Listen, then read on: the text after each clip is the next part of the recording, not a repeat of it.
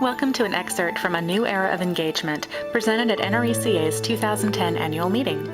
The full hour-long presentation is available at cooperative.com/social media.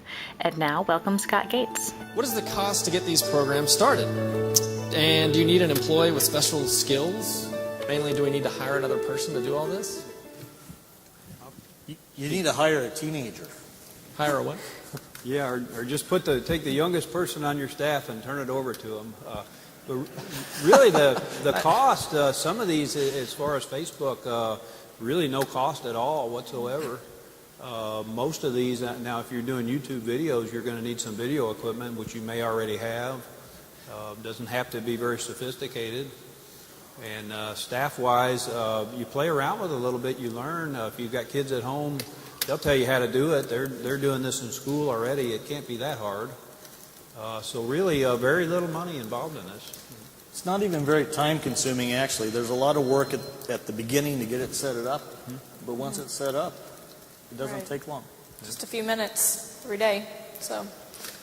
Might add too that you can. I have the Facebook application on my phone, and sit down with your coffee and do it from anywhere, really. And they mentioned when they were talking about how their co-ops are using them, how all of this works together. So it is, once you get it going, it doesn't take that much time, like you're saying. You post on one site and it feeds out to all these others, and that's kind of the really neat thing about it. A cautionary point about handing it over to your youngest member, though. Do need to make sure the youngest member of your staff is co-op savvy, that they're actually, because this is it is the voice of your co-op out there in the community. So that's true. Whoever is doing this needs to know what the company message is and to be on point with it.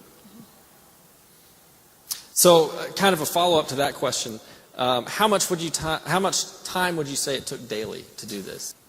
Whitney, say your Facebook page. How much time do you spend updating that?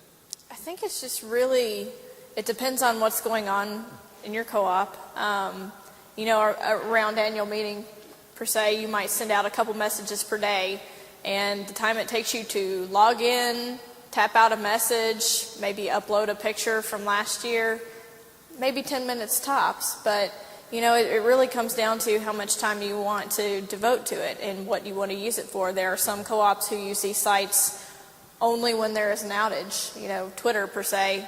But then there are others who, if there's nothing going on in the co-op, they're putting out one program per day. Or, it's just, it's up to you and how you want to use it and how you think it'll best serve your members. But I would say you could devote as much or as little time to it as you like.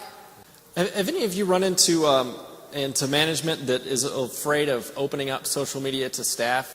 My co-op actually decided against opening this up at work. We then had the issue of trying to work through how we were going to maintain it from work, and what we decided to do is invest about $300 in a Dell netbook. And Dell, you can get either the Verizon or some cell company card to plug in and gain access, or you can, Dell's actually making the ones that are internal now. And so we completely bypass our network to where there's no threat to the network, and we don't have random employees logging on. And if we could go to our laptop up here, I'd like to show you guys what's happening out there in the Twitterverse.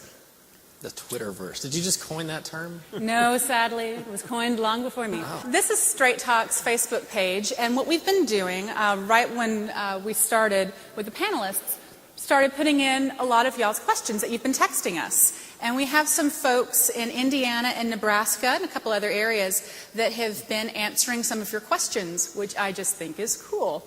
And so if you would like, we can mention some of them, but I think the best thing to do would be if you would like to visit this page, we can send you all the link. We'll have it on cooperative.com, and you can check our Facebook page and see what other folks from across the nation said about these questions, because they're talking about it right now, but more folks are going to see it in the next 20 minutes, 30 minutes, and it could get even better. So this is going to be an ongoing way that people all over the nation are answering your questions. Well, let's see something that we haven't already talked about. Oh, good. Okay. Are any of the search engines capable of comprehensive social media searches? That is a very good question. Sabrina Parker Cap, she's with Wabash Valley in Indiana. She said a lot of businesses set up a Google search that alerts you when an online post is created that includes the company name or keywords. It's a great tool. Google Alerts, if you're not using it, it's fantastic. It has not been collecting Facebook and Twitter updates yet, but we understand they're going to be adding that on in the future. I'm sorry, that's a really good point, because it says you might take a look at this and say there's so much out there, how are we ever going to see it all? But if you set up this kind of alert system, and I don't know, do you guys use Google Alerts or anything like that? Yeah? And so how often do you actually get alerts throughout the day? The Google Alerts we get once a day. I think you can set it up to receive daily or weekly. Or as it happens. Or as it happens. I think I have mine set up to receive daily, so that I get it at least once a day so I can find out and just sit down and review it.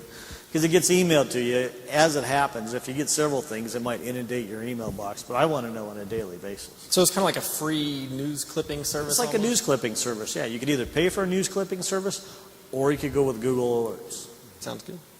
Scott, this is a fun one. Another shout out to the Southern Power District folks in Nebraska. They're a lot of fun to work with. One of y'all asked, what do you do about blogs and sites not created by the co-op? They're full of misinformation and gossip. Do you respond? And actually, I saw a few people asking things like that.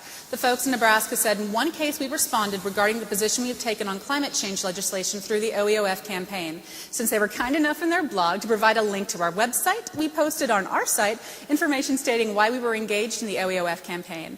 Our Energy, Our Future, just so y'all know, we shorten it down sometimes. If they were going to give us traffic, which included people who frequented their blog site, they might as well hear what our views were really all about. So making sure they correct any misinformation that's out there is an interesting idea. And you may notice we have TweetDeck, which is another application on one side of the page. This is a fun way to do all of your different social media outlets. I can tweet from here to our Co-op Nation account, my personal account. I can post stuff on LinkedIn. I can post stuff just to our Facebook fan page, or do all of that at the same time. Mm-hmm. And I can see when people are talking about us on Facebook as well. Another time saver there. Yeah, we have information about all of these different applications. Cooperative.com/social media. It's a new area we set up in January with a lot of different information on what co-ops are doing, helpful hints, basics about social media, even some video links, not things that we've created, but things that we've found that are really valuable out there in the community that you can use to kind of educate yourself and educate some of your employees about this. We've had a few questions now asking how you deal with negative posts maybe that come into your Facebook account, or if people are disgruntled and posting to Facebook, things like that. How do you respond to that? Well, or have you come across one thing that? you can do is use them as teaching moments. You know, if there's a question and they're legitimate questions, you know, you can answer the question and just explain it. Sometimes these can be very good, and you need to be ready to take a little bit of heat. If it's all roses, nobody's going to believe it. So, you know, it might even be good to plan a few of those questions every once in a while, some kind of tough questions. I just did a radio show with the folks at Intercounty Electric Co-op, and they have they do this once a week, and they actually asked the DJ to make things kind of tough for them, as if they were a member with a lot of questions. And it's not a bad thing. You know, sometimes this can be a good thing. But you can also delete posts. So if they're completely off base, you can just delete it. I wouldn't recommend deleting it, though. I mean, the fact of the matter is, if they're going to post it on Facebook, they're talking about it somewhere else anyway, so you may as well address it. If you don't address it, it's like pulling a blanket over your head and hoping the boogeyman doesn't show up. So, I mean, I would recommend taking it on and addressing it in the best manner possible. I certainly wouldn't delete a post, unless it was vulgar and just completely inappropriate. I wouldn't delete a post, because they're talking about it anyways. Mm-hmm. Yeah. I think by deleting things that maybe, you know, are controversial, I think it takes away from the legitimacy of it. I mean, if you're going to be open, you're going to be out there, and you're going to encourage your members to talk to you, you need to hear what they have to say. And, you know, unless it's just completely inappropriate, you know, if it's that outrageous too, and if it's angry, other people looking at the site are going to see that too.